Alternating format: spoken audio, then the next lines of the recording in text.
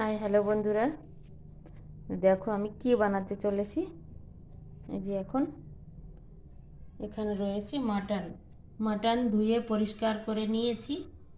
এখানে রাখা আছে 700 গ্রাম মাটন আছে এখানে। আর আমি মশলাগুলো কি কি নিয়েছি দেখো। আগে এখান থেকে দেখাই।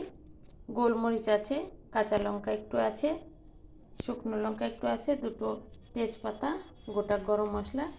এখানে রয়েছে হলুদ, এই যে কেটে রেখেছি, কাঁচা হলুদ কেটে রেখেছি, কারণ আমার বাড়িতে হয়েছে ছাদের উপরে টবে, ওখান থেকে তুলে নিয়ে এসেছি। তো হলুদটা আমি চুলে কেটে নিয়েছি, ধুয়ে রেখেছি, সব কিছু ধোয়া রয়েছে আমার। এই যে পেঁয়াজ কেটে রেখেছি, আলু, একটা টমেটো, ওখানে রয়েছে আদা, এখানে রয়েছে পেঁয়াজ কুচি, রসুন। এটা হচ্ছে কাঁচা মশলা। আর এখানে রয়েছে ধনের গুঁড়ো, জিরের গুঁড়ো, নুন, তেল, আর রয়েছে কাশ্মীরি লঙ্কার গুঁড়ো। তো আমি এখন এটা মিক্সির মধ্যে সব কিছু দিয়ে দেব। দেখো এগুলো সব আমি বেটে নেব।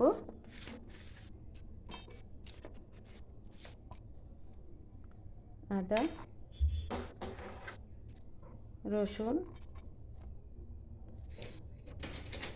আর এদিকে আমি গ্যাসটা জ্বালিয়ে দিলাম।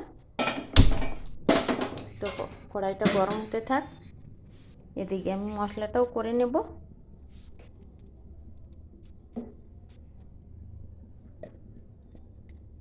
মশলাটা না, সরি, আর একটা বাকি রয়ে গেল। এখানে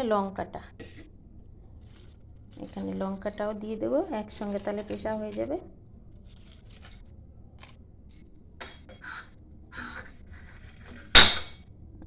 গোলমরিচগুলো দিয়ে দিলাম। গোলমরিচটা দিলে মাটনের টেস্টটা ভালো আসে।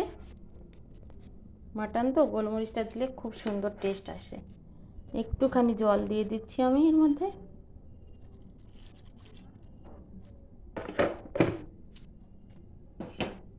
কড়াইটা গরম হতে রয়েছে, যে বসিয়ে দিয়েছি।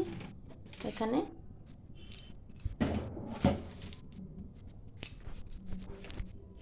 এবার আমি মশলাটা মিক্সিতে দিয়ে দেব।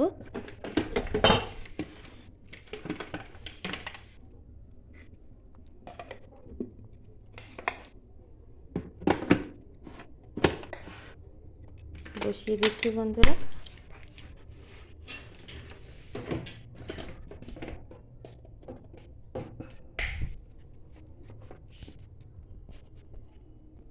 তো আমি মশলাটা করে নিই, তারপরে আমি কিভাবে বসাবো। দেখো এখানে কড়াই গরম হয়ে গিয়েছে। আলুটা আগে ভেজে নেব, তারপর আমি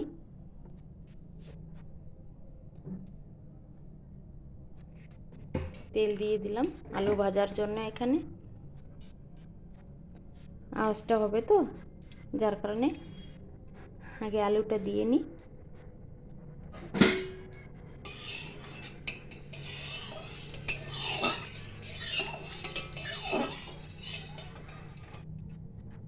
তেলটা গরম হয়ে গিয়েছে।